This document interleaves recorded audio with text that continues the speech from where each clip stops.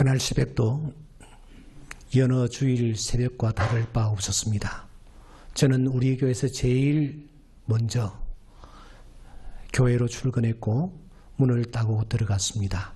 그리고 제 방에 들어가 컴퓨터를 켰고 오늘 몇 차례 진행할 설교를 마무리하면서 마지막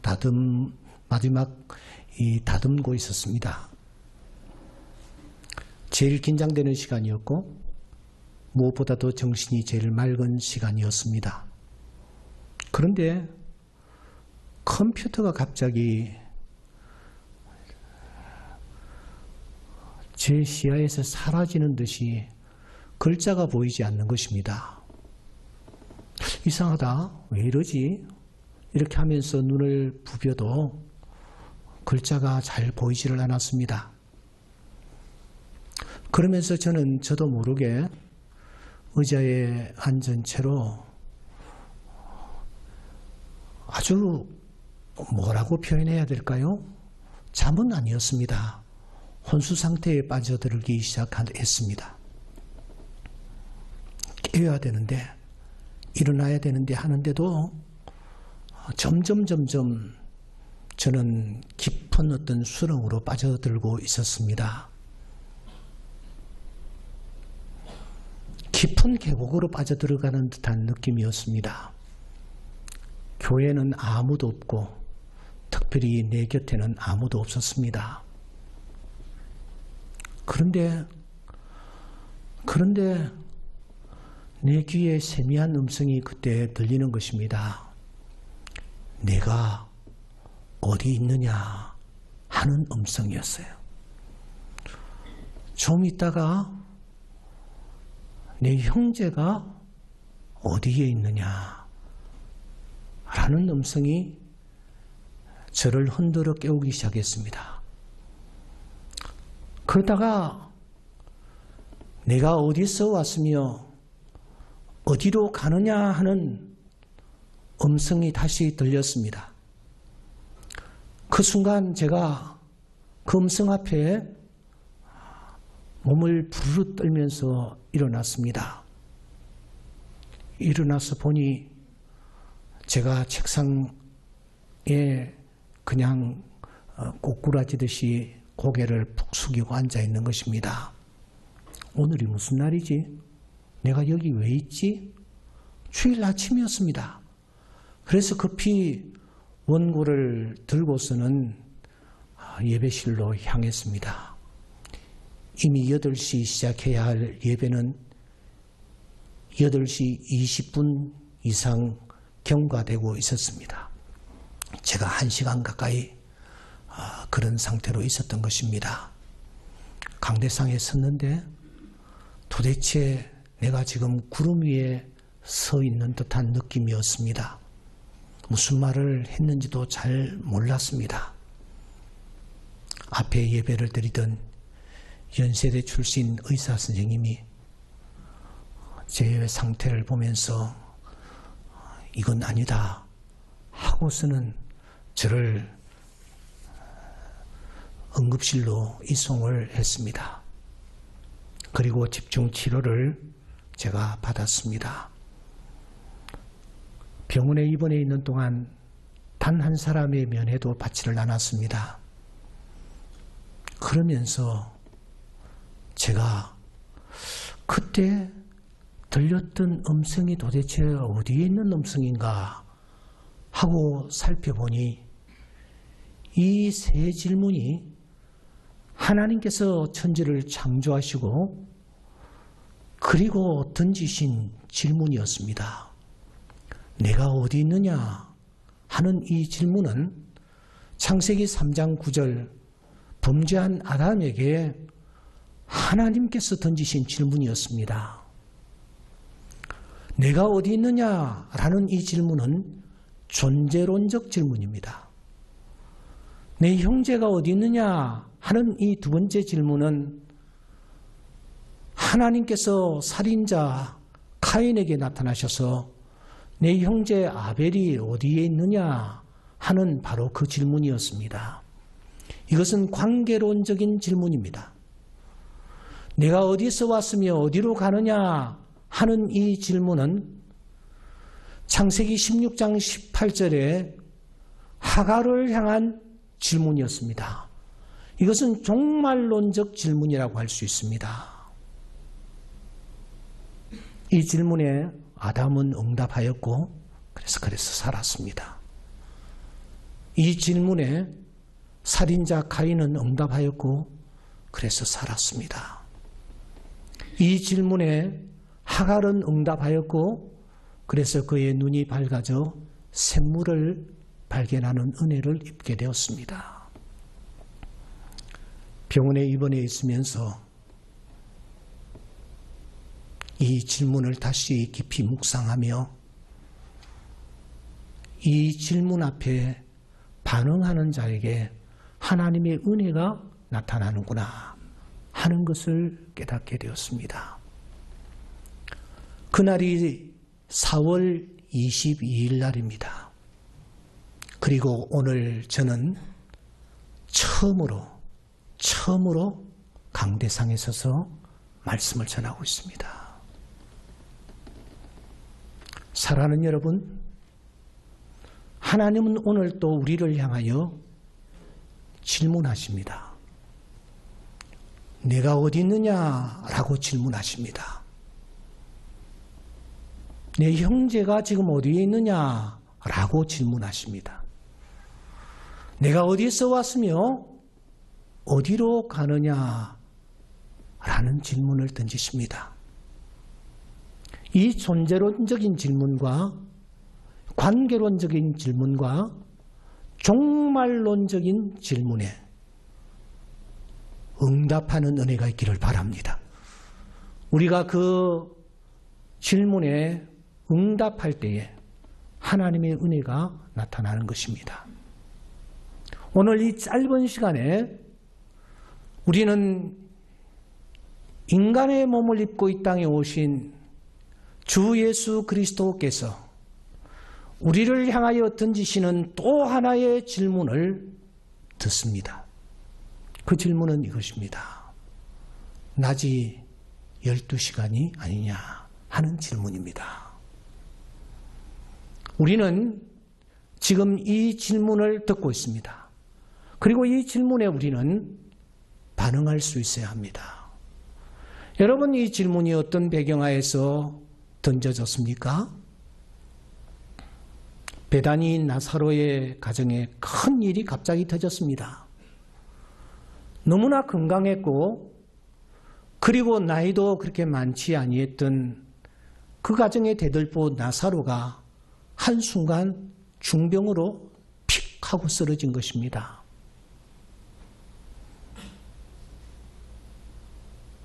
예기치 못한 일을 만난 이 두 누이가 예수님에게 급히 사람을 보냈습니다. 예수님, 사랑하시는 자가 병들었습니다. 그런데 이 전가를 받으신 예수님께서 너무너무 의외의 액션을 취하십니다. 오늘 성경에 보면은 그 소식을 들으시고 무려 이틀을 더 그곳에 머무셨다. 그렇게 성경은 말하고 있습니다. 아니 여러분, 다른 사람도 아닌 나사로의 문제입니다. 다른 사람도 아닌 마르다와 마리아의 간절한 부탁입니다. 나사로가 누구입니까? 3절에 있는 대로 사랑하시는 자라는 별명을 가지고 있던 사람이 나사로가 아닙니까? 마르다가 누구입니까? 예수님을 자기 집에 초청하여 음식을 접대한 사람이 마르다입니다. 마리아가 누구입니까? 예수님의 무릎 앞에서 무릎을 꿇고 자기의 가장 귀한 향유를 아낌없이 쏟아부었던 여인이 마리아입니다. 그래서 5절에 보시면 예수님께서 나사로와 마르다와 마리아를 사랑하시더니라고 했습니다. 그 누구보다도 사랑했던 사람입니다. 사랑했던 그 사람이 쓰러졌고요. 사랑했던 여인들이 예수님께 지금 급히 사람을 보내어 간청을 하고 있습니다. 그렇다면은 모든 것을 다 뒤로 제끼고 그 부탁을 들어주기 위하여 급히 현장으로 달려오셔야 합니다. 그런데 오늘 성경에 보시면 들으시고 그리고 이틀을 더 요하셨다. 그렇게 말씀을 하고 있는 것입니다. 그러면서 우리를 향하여 던지신 질문이 낮이 12시간이 아니냐라는 질문입니다.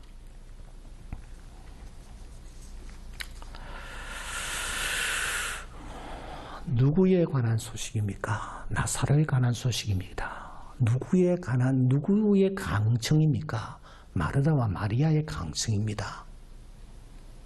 그런데 우리가 여기에서 한 가지 확인할 수 있는 것은 예수님께서 나사로를 살리시는 것보다 더 중요하게 생각하는 그 무엇이 있었던 것이 틀림이 없다 하는 것을 우리가 여기서 일단 정리를 할 수가 있습니다.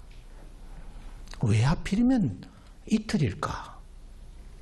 이 부분에 대해서 우리가 좀 고민을 해볼 필요가 있는데 오늘 윤도흠 원장님이 오셨으면 내가 질문을 좀 드리고 싶은데 오늘 저를 피해서 강남 세브란스로 가셨다라는 얘기를 듣고 있습니다. 여러분, 왜 하필이면 이틀일까요?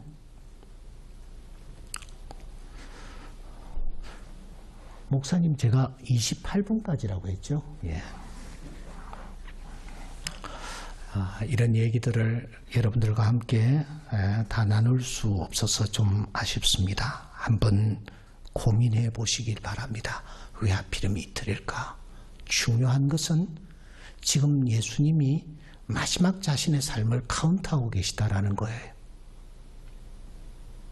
이 사건은 유월절 여세전에 있었던 사건입니다. 주님은 지금 당신의 삶이 어떻게 전개될지를 알고 계십니다. 그러한 삶의 카운트에서 볼 때에 지금 당신이 시간 내실 수 있는 최대한의 시간은 이틀이었습니다. 그래서 그 이틀을 어디서 보내시느냐? 요단강 동편에서 보내시는 것입니다. 요단강 동편에서 이 예수님이 뭘 하고 계시는가? 뭘 하고 계시는가? 성경을 살펴보시면 예수님께서 그곳에서 두 가지 일을 하고 계시는 것을 확인합니다. 하나는 예수님께서 하늘나라의 복음을 전하십니다. 복음을 전하시는 이 일을 위해서 당신의 마지막 이틀을 사용하십니다. 또 하나, 예수님은 그곳에서 사람들을, 병자들을 고치시는 일을 하고 계세요. 이 일을 위하여 예수님은 지금 그 마지막 이틀을 사용하시는 것입니다. 유월절 만찬을 놓고 십자가의 사건을 놓고 카운트하실 때에 이제 이틀밖에 쓰실 수 없는 시간을 그곳에 있는 사람들을 구원하는 일들과 병든 자들을 고치시는 일을 위하여 쓰고 계시는 것을 발견합니다. 그러면 여러분, 왜 예수님께서 소식을 들으시고 난 뒤에 달려가지 아니하셨을까요?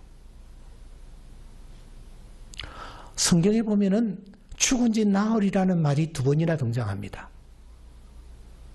그래서 냄새까지 났습니다. 이 사건을 역산해 보면은 예수님께서 소식을 들으셨을 때는 이미 나사로는 숨을 거둔 뒤였습니다. 왜냐하면은 베다니로부터 예수님이 계시는 요단강 동쪽까지의 거리는 약 70km.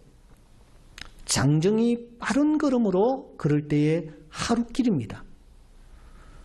그러므로 나흘이 됐다라는 것은 예수님께서 전가를 하기 위하여 달려온 사람이 예수님에게 주여 사랑하시는 자가 병들었나이다 할 때에는 이미 나사로는 숨진 뒤였기 때문에 예수님께서는 죽은 자들을 뒤에 놓고 지금 살아있는 사람들, 호흡하고 있는 사람들, 병들어 있는 사람들, 그 사람들을 고쳐주시고 그들에게 복음을 전하시는 이 일에 예수님께서 당신의 시간을 최대한으로 쏟고 계시는 것을 우리가 말씀을 통하여 확인할 수가 있습니다.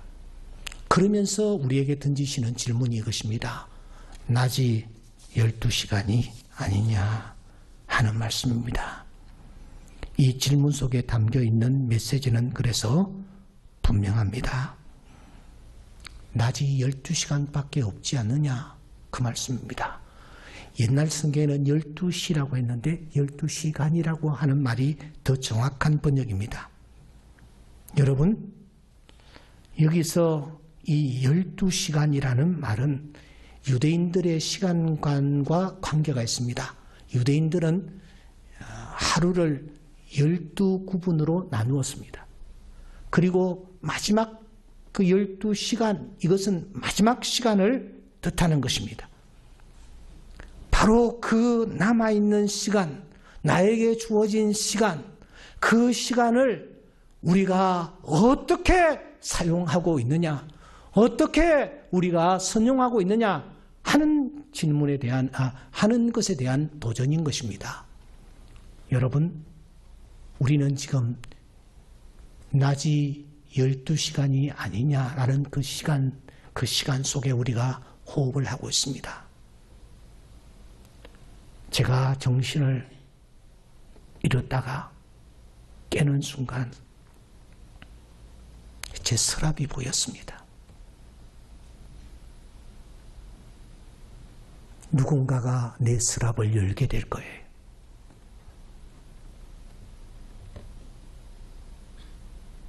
하나님이 우리를 부르시면은 우리는 그 순간 다 두고 가야 할 인생입니다. 살아있는 동안에 주님의 음성을 마음속에 담읍시다. 낮이 12시간이 아니냐. 지극히 짧다. 마지막이 항상 우리의 코앞에 있다.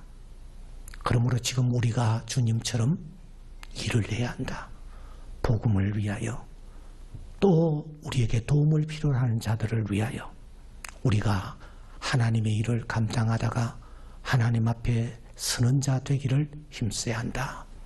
이 다짐이 오늘 이 자리에 참석한 우리 모두에게 넘칠 수 있기를 주의 이름으로 축원합니다. 기도드리겠습니다. 하나님 아버지, 살아있음을 감사합니다. 호흡하고 있음을 감사합니다. 하나님이 우리를 부르시면 우리는 그 자리에서 모든 것을 두고 가야 할 인생들입니다. 낮이 12시간이 아니냐? 하나님이 우리를 향하여 던지십니다. 지금 살아있는 동안에, 호흡하고 있는 동안에 주님의 기쁨이 되게 하여 주시옵소서. 예수님 이름으로 기도 올리옵나이다. 아멘.